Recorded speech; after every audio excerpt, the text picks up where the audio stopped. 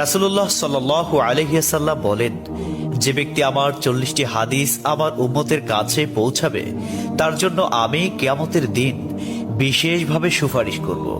সুবহানাল্লাহ।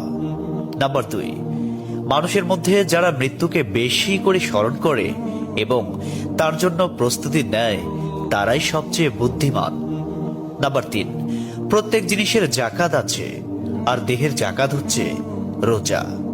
নাম্বার 4, যে তার সময় আল্লাহর জন্য ব্যয় করে না তার জন্য জীবন অপেক্ষা মৃত্যু শ্রেয়। নাম্বার 5, যারা সব সময় ইস্তিগফার তথা ক্ষমা প্রার্থনা করে তাদের সাথে উঠা বসা করুন, কেননা তাদের হৃদয় সবচেয়ে কোমল হয়। নাম্বার 6, তুমি যত সিজদা দিবে আল্লাহ তত গুনাহ তোমার মাফ করে দিবেন। সুবহানাল্লাহ। নাম্বার 7, সূরা ফাতিহা প্রায় 1000 রোগের ওষুধ। নাম্বার 8, হাতের তালুতে জ্বলন্ত আগুনের কয়লা রাখলে যেমন কষ্ট হবে তার চেয়ে বেশি কষ্ট হবে শেষ জামানায় ঈমান রাখতে। নাম্বার 9, রোজাদারদের জন্য প্রতিদিন জান্নাতকে সুসজ্জিত করা হয়। সুবহানাল্লাহ। নাম্বার 10, রাসূল সাল্লাল্লাহু আলাইহি ওয়াসাল্লাম বলেছেন, কিয়ামতের দিন সব নবীর চেয়ে আমার উম্মতের সংখ্যা বেশি হবে এবং আমি সর্বপ্রথম জান্নাতের দরজা খুলব। সহিহ মুসলিম, হাদিস নম্বর 196। 11, যে ব্যক্তি রোজা রাখা অবস্থায় মারা যাবে আল্লাহ তাকে কিয়ামত পর্যন্ত সকল রোজার সওয়াব দান করবেন। সুবহানাল্লাহ। নাম্বার 12, যে ব্যক্তি ফজরের নামাজ আদায় করল সে আল্লাহর হিফাজতে চলে গেল। নাম্বার 13, রাসূলুল্লাহ সাল্লাল্লাহু আলাইহি ওয়াসাল্লাম বলেছেন, রোজা ও কোরআন কিয়ামতের দিন মানুষের জন্য সুপারিশ করবে। মুসনাদে আহমদ, হাদিস নম্বর 6626। 14, নবীজি বলেছেন, রোজাদারদের জন্য সবচেয়ে বড় খুশির সংবাদ হলো হাসরের মাঠে আল্লাহ সবার আগে রোজাদারদের সাথে সাক্ষাৎ করবেন। সুবহানাল্লাহি ওয়া বিহামদিহি। 15, যখন রমজান আসে তখন জান্নাতের দরজাসমূহ খুলে দেওয়া হয়। 16, রাসূলুল্লাহ সাল্লাল্লাহু আলাইহি ওয়াসাল্লাম বলেন, যখন কোনো বান্দা আল্লাহর দিকে দুটি হাত উঠায় তখন তিনি তা ব্যর্থ বা শূন্য ভাবে ফিরিয়ে দেন না। তিরমিজি, হাদিস নম্বর 502। 17, হযরত মুহাম্মদ সাল্লাল্লাহু আলাইহি ওয়াসাল্লাম বলেছেন, একটি খেজুরের অর্ধেক হলেও দান করে জাহান্নামের শাস্তি হতে নিজেকে হেফাজত করো। সহিহ বুখারী, হাদিস নম্বর 6023। প্রিয় ভাইরা, নাম্বার 18, যদি ভালো হতে চাও তবে সর্বপ্রথম মিথ্যা বলা ছেড়ে দাও। 19, তুমি যখন রাস্তা দিয়ে যাও তখন আল্লাহর নামে জিকির করো, কারণ হাসরের দিন ওই রাস্তা তোমার নামে সাক্ষ্য দিবে। 20, তোমরা সব সময় উযু করো, কারণ কিয়ামতের দিন যারা উযুকারী তাদের হাত পা উজ্জ্বল থাকবে। সুবহানাল্লাহি ওয়া বিহামদিহি। 21, যার দুঃখ বেশি তার প্রতি আল্লাহর রহমতও বেশি।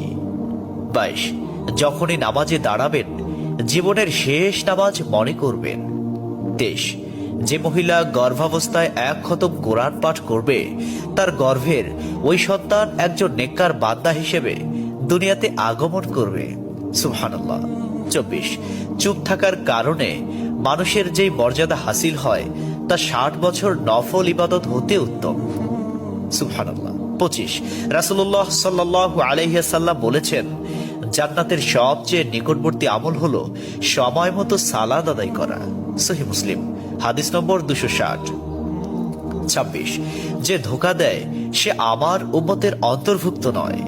27, তুমি জানো তুমি সঠিক, তবু তর্ক করো না, তর্কে জড়াইও না। 28, হযরত মুহাম্মদ সাল্লাল্লাহু আলাইহি ওয়াসাল্লাম বলেছেন, তোমরা বিপদে পড়ে মৃত্যু কামনা করবে না, বরং বলবে, হে আল্লাহ, যে পর্যন্ত জীবিত থাকা আমার জন্য কল্যাণকর আমাকে ততক্ষণ জীবিত রাখুন, এবং যখন মৃত্যু আমার জন্য কল্যাণকর তখন তুমি আমাকে মৃত্যু দাও। 29, সূরা ইয়াসিনকে কুরআনের হৃদয় বলা হয়। 30, হযরত মুহাম্মদ সাল্লাল্লাহু আলাইহি ওয়াসাল্লাম বলেন, মায়ের একটি কষ্টের নিঃশ্বাস 7টি দোজখের চেয়েও ভয়ঙ্কর, আর একটি সুখের হাসি 8টি বেহেশতের সমান। সুবহানাল্লাহ। 31, যে অন্যের বাবা মাকে গালি দিল সে যেন নিজের বাবা মাকেই গালি দিল। 32 রাসূলুল্লাহ সাল্লাল্লাহু আলাইহি ওয়াসাল্লাম বলেছেন, আমি যা জানি তোমরা যদি তা জানতে পারতে তবে নিশ্চয় খুব কম হাসতে এবং খুব বেশি পরিমাণে কাঁদতে। 30 মানুষ যদি মৃত ব্যক্তির আর্তনাদ দেখত এবং শুনতে পেত তাহলে মানুষ মৃত ব্যক্তির জন্য কান্না না করে নিজের জন্য কাঁদত। 34 মহানবী সাল্লাল্লাহু আলাইহি ওয়াসাল্লাম বলেছেন, সূরা ফাতিহা তোমরা ধীরে ধীরে পাঠ করো, কারণ মহান আল্লাহ নিজে তার জবাব দেন। সুবহানাল্লাহ। হাদিস সূত্র মুসলিম 910।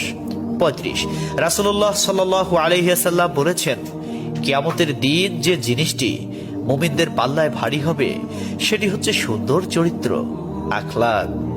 আবু দাউদ হাদিস নম্বর 4101।